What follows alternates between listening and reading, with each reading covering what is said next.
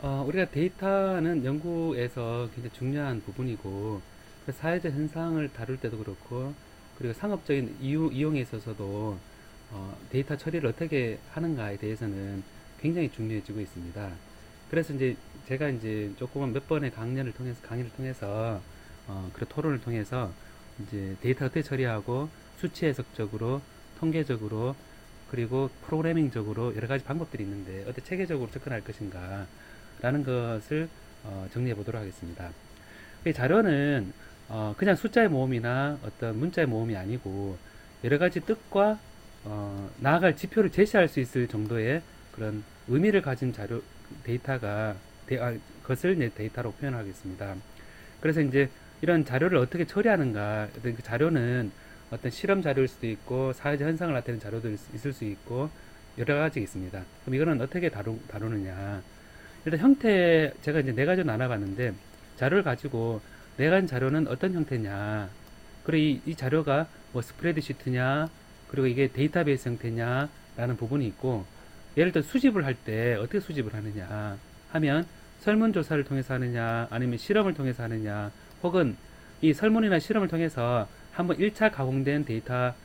자료를 가지고 추출을 한 자료를 가지고 자료를 쓸 것이냐. 그럼 이 자료를 가지고 이제 분석을 할 때 통계적 방법을 가지고 분석을 하느냐, 그리고 혹은 수치 해석이냐, 어떤 모델을 통한 수치 해석을 통해서 해를 이끌어내는 이런 부분에 있어서는 이론적인 배경을 두고 우리가 분석을 하게 되죠. 이를 통해서 그 다음 우리가 꼭 해야 될 부분이 미래에 대한 제시, 그 설명과, 그리고 다음에 어떤 일이 났을 때 예측하는 데까지 가게 되면 우리가 상업적이든 연구하는 데 있어서든 사회에 있어서 꼭 필요한 역할을 할 수 있습니다. 여기 제가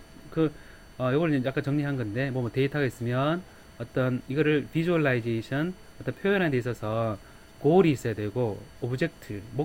오브젝트가 목표가 있어야 됩니다. 그래서 목표가 있을 때 이런 그 방금 얘기했던 네 가지 형태,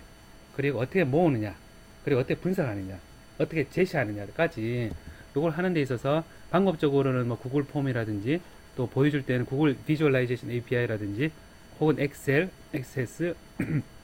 랭귀지, 그리고 이제 이런 로 데이터에서 추출한 데이터, 보통 메타데이터도 어떤 추출한 정리된 데이터인 거죠. 그래서 이런 데이터 처리할 때 우리가 연구 윤리라든지 목적, 그리고 어떤 모델을 가지고 하느냐라고 이제 이게 데이터고, 결국 데이터는 현실을 반영하고, 그리고 앞으로 미래에 대한 설명도 할 수 있고, 그리고 모델에 대한 타당성도 체크할 수 있는 여러 가지 목표가 있어서 그 순수 이론이 아닌 실험과 접목하는 하나의 매개체다라고 볼 수 있습니다. 그 최근에 이제 빅데이터라 그래서 이제 빅데이터는 얼마나 크냐, 그리고 얼마나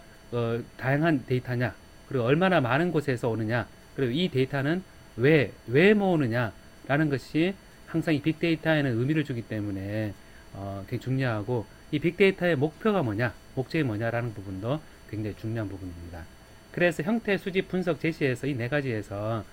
제가 이제 하나씩 잠깐 들어가 보도록 하겠습니다. 형태는 여러분 어떤 숫자, 기호, 뭐 분류, 여기에서 이제 한 대 더 나아가서 이미지, 비디오, 오디오 이런 부분들이 1차 가공되어서 영상을 보여주느냐, 아니면 이미지를 보여주느냐, 아니면 소리를 보여주느냐, 한 여러 가지 물리적 우리가 듣는 가공된 그런 신호로 우리가 볼 수 있죠. 이런 신호를 기본적으로 저장할 때 스프레드시트, 우리가 엑셀이나 구글 스프레드시트를 보면 데이터가 보면 1, 2, 3, 4, 5, 6, 7, 8 이런 식으로 숫자가 쭉 되어 있는데, 시간에 대해서 숫자가 나오느냐, 혹은 어떤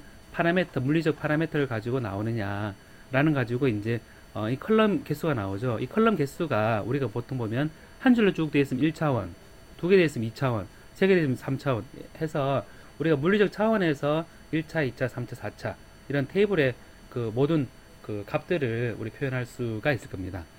그래서 이런 거를 이제 엑셀 눈에 보기 좋은데, 얘를 굉장히 관리하기 편하게 테이블화 되어 있는 것이 데이터베이스입니다. 이 데이터베이스에서는 굉장히 빨리 원하는 데이터를 골라내고 하는 부분들이 SQL이라는 Structured Query Language라 그래서 어떤 데이터를 조건이 맞는 것들을 찾아내고 하는 것에 도움이 됩니다. 그래서 데이터는 숫자, 기호 분류해서 이미지나 비디오나 오디오를 통해서 이제 처리된 데이터가 되는데, 이런 데이터를 이제 손쉽게 말해서 오디오만 해도 이제 보면 그냥 오디오 음성인데, 소리인데 뮤직이냐 사운드냐 보이스냐 이런 카테고리화 되어 있어 이런 가공된 데이터가 여러 가지 이제 구조를 가지게 되겠죠. 그래서 이런 자료들이 상호작용을 하느냐 안 하느냐 이 부분은 현재 굉장히 이슈가 되고 있는 문제고, 빅데이터에 있어서 중요하게 사실은 사람들이 얘기하지 않고 있지만 사실은 복잡계라든지 우리가 상호작용 부분은 반드시 연구되어야 될 부분이고 우리 고려될 부분입니다. 그러니까 사회적 현상일 경우에 특히나 더 우리가 봐야 되는 부분입니다. 자, 요게 이제 형태에 해당되는 거고, 수집은 이제 이런 형태를 이제 목적을 상태에서 보면 이제 어떻게 모으느냐, 솔직히 말하면 종이로 모을 수도 있고, 요즘 모바일 기기나 PC를 통해서 온라인으로 모을 수도 있고, 그래서 이런 것들을 이제 손쉽게 모으는데 그런 펑션 뭐 이렇게 해서 제가 예를 들어서 이제 실습은 그게 가서 해볼 텐데, 실습 시간에 해볼 텐데, 이런 설문 부분을 이제 자동으로 어떤 처리해주는 그런 요즘은 기구 많죠. 이런 툴에 대해서도 우리가 이제 알아두면 여러 가지로 생각할 시간이 많아지니까 좋습니다. 그런 그 데이터를 설문의 종이로 하는 뿐만 아니라 시간에 저장을 하는데 어떤 행동 활동 상황에 대해서 액티비티를 저장해서 이런 데이터베이스화 한다거나, 우리 LMS 어떤 학습 활동, 요즘 무크라든지 여러 가지 학습 이벤트, 그리고 온라인 쇼핑몰 같은 데서 혹은 아마존의 책 같은 구매하는 데서 이런 온라인 액티비티에 대해서 저장을 이제 하는데, 그런 저장된 데이터, 그런 이런 저장된 데이터에서부터 우리가 수집을 할 수 있고, 또 우리가 실험에서 연구에 있어서 측정하는 부분이 또 굉장히 중요합니다. 그러니까 어떤 측정을 하느냐 하는 자체가 굉장히 어려운 작업인데, 그런 기술적인 들어가기 때문에 물리적 변수를 어떻게 하고 이 변수를 정해놓고 어떻게 측정하는가라는 것을 우리가 또 생각을 해야 되죠. 그래서 사회적 변수가 있는데, 이 사회적 변수는 이제 뭐 남성이냐 여성이냐 이런 거에 따라서 직접 이것도 설문을 통해서 어떤 지수를 이렇게 추출한다거나 하는 이런 계통의 사회적 변수도 우리가 고려해 볼 수 있습니다. 그리고 이제 이런 그 설문이나 저장이나 저장된 그 데이터나 빅데이터처럼 큰 데이터들이나 측정한 데이터들로부터 우리가 추출을 할 때 우리가 관심을 가지는 2차 가공된 데이터인 평균이나, 우리는 평균만 보면 된다 다 버리고, 표준 편차만 보면 된다 다 버리고, 그리고 데이터에서 이미지에서 얼굴만 인식하면 된다 라든지, 이제 그런 우리가 수집하고자 하는, 우리가 목적을 가지고 수집하고자 하는 그런 목적에 따라서 우리가 이 데이터를 수집하게 되죠. 2단계에서. 3단계에서는 이제 이를 이제 분석을 하게 되는데, 분석은 어떤 분석 이론이라든지 어떤 목적이라든지 이런 부분가 굉장히 중요한데, 이제 관점, 이제 어프로치를 어떻게 할 거냐라고 봤을 때, 어떤 데이터를 가지고 통계 처리, 예를 들면 평균, 표준 편차, 그리고 가설과 검정 해서 이제 내가 과연 어떤 약이 효과가 있느냐, 어떤 옷이 사람들 관심을 가지느냐, 아니면 실험을 할 때 패시베이션을 하거나 어떤 공정 처리가 이 영역을 소자 처리에 좋게 했느냐라는 거를 이제 통계 처리하게 되는데, 사실 통계 처리 부분이 실험에 있어서 이제 되게 중요한 파트임에도 불구하고 실험을 많이 해야 되니까 이런 부분들이 많이 간과되는 게 사실이라서 앞으로 우리가 또 고려될 부분입니다. 이런 데이터를 이제 또 분석을 할 때 어떤 수치나 이런 표준 편차 이런 부분이 아니라 경량이나 패턴을 자체가 중요한 분석 결과인 경우도 있습니다. 예를 들면 이제 이게 2014년 2학기 동안 이제 수업을 했던 수업을 하면서 학생들이 이제 블랙보드를 통해서 이제 접근했던 이제 시간, 활동 시간을 이제 보여준 그래프인데, 보면 이제 1, 월, 화, 수, 목, 금, 토 이렇게 있는데, 여기서 수업을 했는 날짜가 언제일까요?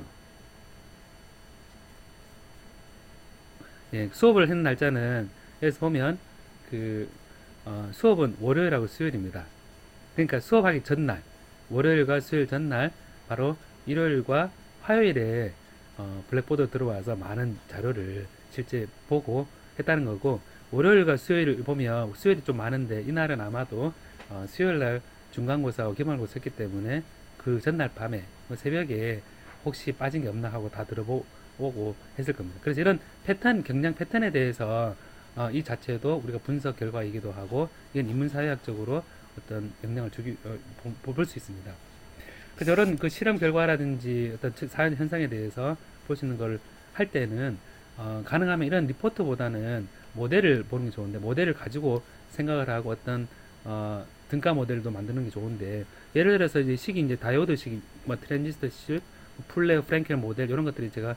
반도체에서 나오는 모델인데 어떤 사회적 현상에 대한 모델도 이런 식으로 표현되는 할 수도 있겠죠. 그러면 어쨌든 이런 모델에 따라서 보면 다이오드식은 전류 I는 V는 돼 있는데 여기서 보면 I, D가 다이오드를 통해서 흘러간 전류고 V가 걸어준 전압이고 나머지 Q나 K나 B나 T나 IS는 다 어떤 상수입니다. 상수인데 이런 상수가 많은데 우리가 변수는 V하고 I거든요. 그럼 전압과 전류에 대한 2차원 데이터가 우리가 표현할 수 있는 자료구나 라고 표현할 수 있습니다. 그 다음에 이제 트랜지스터도 보면 여기서 과연 뭐가 변수고 뭐가 종속 변수고 뭐가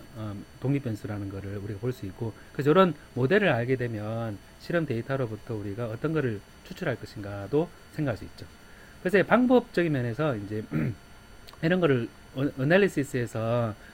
사실 이거를 여러 가지 프로그램을 툴을 아는 게 좋은데 뭐 주방에서 어떤 칼을 쓸 것이냐 어떤 기구를 쓸 것이냐에 따라서 음식 맛이 달라지는 것처럼 프로그램 오픈소스 을 쓰고 수치 해석을 하고 그리고 이제 제가 예를 들어서 요즘 파이썬에 관심이 많은데 파이썬 그리고 매스매티카, 매스캐드, 오리진, 엑셀 이런 여러 가지 프로그램 통해서 내가 원하는 식에 맞춰서 피팅을 한다거나 그리고 이제 이런 그 방법에 있어서는 원리에 대해서 공부가 평소에 필요합니다. 그래서 이론에 따른 예측과 유도를 함에 있어서 원리를 항상 염두에 두고 원리가 없다면 알려진 원리가 없다면 원리도 생각하는 습관도 해보고 그리고 그 거꾸로 원리가 이런 원리는 찾아 나서는 이런 것도 필요합니다. 그래서 원리적인 부분이 어려우면 그 복잡한 식에서 심플리파이해서 근사식으로 표현해서 실제 맞춰주는 것도 좋은 방법인데 예를 들어 상대성 이론은 굉장히 정밀한 게 기술하고 있는데 고전역학에서는 짧게 기술하고 있습니다. 그래서 이런 단순화 작업과 통해서 그리고 이제 방법의 관찰과 추측, 그러니까 순수 관찰과 추측에 의해서도 우리가 생각해 볼 수 있거든요. 그래서 이런 방법적 면에서 분석에 있어서 여러 가지 시간을 투자하고 하는 것들은 처음에 데이터를 수집하거나 그 어떤 형태로 할 것인가에 대한 그 계획을 짤 때에도 굉장히 중요한 염두에 두는 이런 사실입니다. 그래서 그러면서 이런 분석을 통해서 여기 제가 셜록 홈즈라는 얘기를 썼는데 셜록 홈즈처럼 어떤 어널리시스를 통해서 원래 데이터에 대한 방법도 쓰고 셜록 홈즈가 이제 제한과 예측해서 이제 범인을 잡아내는 그런 식의 마지막으로 제한과 예측 부분이 들어가야지 이제 우리가 의미를 가질 수 있는데 여러분 그 차이를 보면 티코 브라이어 케플러 차이는 티코 브라이어는 그 많은 천문 관측 데이터를 실제 눈으로 보고 굉장히 정밀하게 측정을 했습니다. 관측. 케플러는 그걸 기반으로 해서 이론적 케플러 법칙을 또 만들고 해석을 하고 어떤 법칙을 만들었죠. 그래 뉴턴과 아인슈타인의 어떤 이론적인 배경을 제안했다면 현재 지금 GPS를 편하게 쓰고 있는 상업적으로 쓰고 있는 전 세계에서 내비게이션에 쓰고 있는 이런 비행기를 쓰고 있는 이런 근본적으로 바꾸어주는 이런 그 응용도 제한과 예측에서 나오는 부분이겠죠. 그리고 우리가 노이즈 측정을 한다 그러는데 어떤 측정에 있어서 어떤 변수 가운데 이론적 예측된 값이 아니라 임피리컬하게 어떤 그 경량을 따라주는 그런 후계 컨스턴트라든지 이런 부분들이 굉장히 알려진 건 많이 있습니다. 그러니까 최근에는 이런 그 관측에 있어서 수직과 분석과 그리고 형태가 잘 정의된 상태에서 모든 것이 한데 합쳐져서 이제 그게 기계적으로 들어간 게 머신러닝입니다. 그래서 머신러닝과 같이 이제 어떤 커다란 빅데이터가 들어갔을 때 그 빅데이터로부터 우리가 원하는 소비자 패턴이라든지 아니면 이 반도체 소자에서 이 소자는 좋은 건지 나쁜 건지 이런 부분들을 바른 머신러닝 같은 데서 우리가 볼 수가 있겠죠. 그래 참고 자료 사이트에서 제가 이렇게 우리가 제가 여러 가지 링크를 이렇게 걸어놨는데 이 링크 부분에 있어서는 제가 좀 더 자세히 실습하고 얘기하는 시간에 하도록 하고 그래서 이제 정리를 하면 자료는 이렇게 기억해야 될 게 어떤 형태로 우리가 보관을 하고 어떤 목적을 가지고 분석을 할 예정으로 수집을 하고 그리고 이 분석을 통해서 끝나고 나면 제시하고 그 다음에 예측하는 데까지 가야지 우리가 이 데이터 처리에 있어서 굉장히 중요한 부분입니다. 자, 그러면 이 데이터 전체에 대한 개요를 제가 얘기를 했습니다.